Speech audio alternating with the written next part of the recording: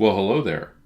If you were watching my channel during Pride Month last year, you might have noticed that I did an entire month full of queer-coded horror films for you to enjoy. Well, it turns out that that was very difficult, and with everything I'm doing on the channel nowadays, it's going to be nearly impossible to keep up that pace. So instead, what I'm going to do is I'm going to do queer-coded horror films on Saturdays during the month of June, and I'm going to call those my Pride 2026 reviews. The first one will premiere this Saturday. It's going to be Meet the Movie, written and directed by Roger Connors, and it's going to be one of my enhanced reviews that contains bits of an interview I did with him. Now on with today's video. Greetings friends, and welcome back to the 3-Minute Horror Show. My name is Ben, your host, and I love horror movies. In fact, I watch the bad movies so that you don't have to. You're welcome. Today I'll be reviewing the movie Skinwalker Island from 2025. A pair of siblings and their cousin inherit the island home of their grandmother when she passes. They all head over to the place to check things out, and guess what they find? That's right, a skinwalker. Wow. This movie was written and directed by a fellow named John Carlo, who also made a movie named Feral State in 2021. He seems to be Canadian, and he worked in acting and directing commercials before he started making his own movies. Skinwalker Island is not streaming for free here in Canada. You can rent it from Apple TV if you really want to. However, I would recommend waiting until you've heard my review to pull the trigger on that one. A young woman named Lucy works on a horse ranch, shoveling poop and stuff, but yet also seems to be a horse expert, but yet also seems to need horse riding lessons. Anyways, Lucy gets a call from the nursing home that her grandmother lives in. Gran is nearing the end. Lucy goes to pick up her brother Miles, who is a personal trainer, in the middle of a session. The two rush over to the home, and unfortunately they're a few minutes too late. Gran is gone. As soon as everyone leaves the room, though, there's a dumb jump scare when Grandma's corpse springs up in the bed, grabs Lucy, and warns her to stay away from something. Oh yeah, Lucy is also schizophrenic, and she's on medication to control it. Skinwalkers were a form of evil witch in Navajo folklore that could assume the shape of an animal in order to enact nefarious plans.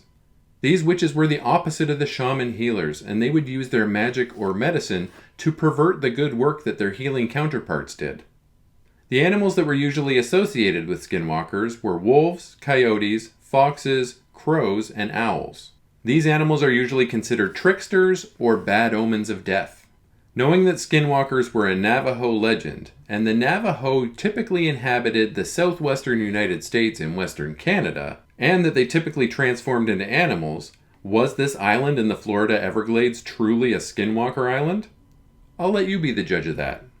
Miles and Lucy attend a meeting with the estate lawyer who lets the siblings, and the actors are siblings in real life too, know that Grandma has left them the ownership of an island property in the middle of the Florida Everglades.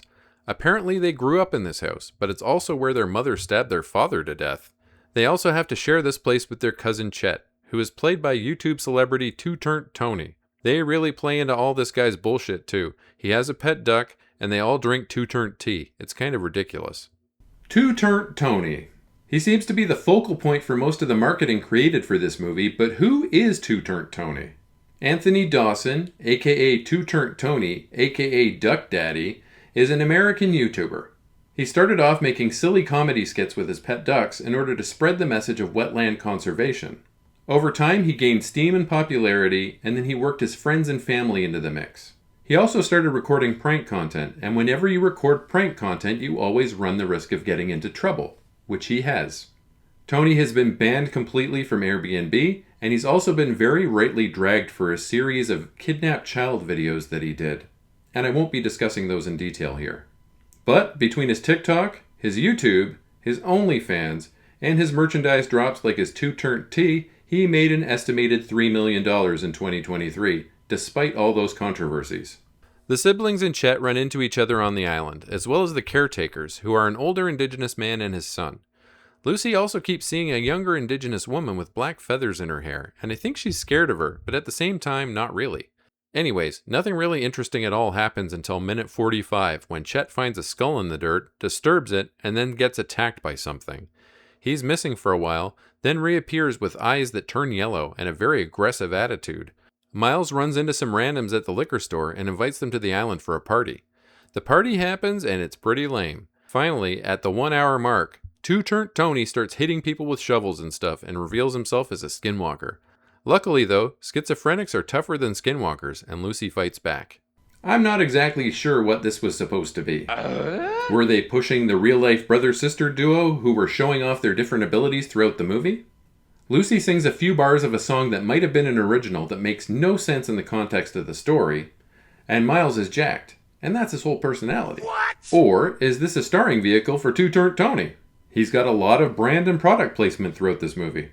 Unfortunately for both parties, the dialogue is very cringy and not believable. But the biggest problem that I had with this thing was that nothing really happens until an hour into the movie. I think your time is better spent elsewhere. Skip this one. I rate Skinwalker Island a 4 out of 10. As always, a link to my Letterboxd appears in the video's description. Please leave me a like, comment, and subscribe, as it really does boost my engagement and helps my channel grow. Smell you later, nerds. Derek, look at his ass. That ain't normal. This dude is fucking weird, bro.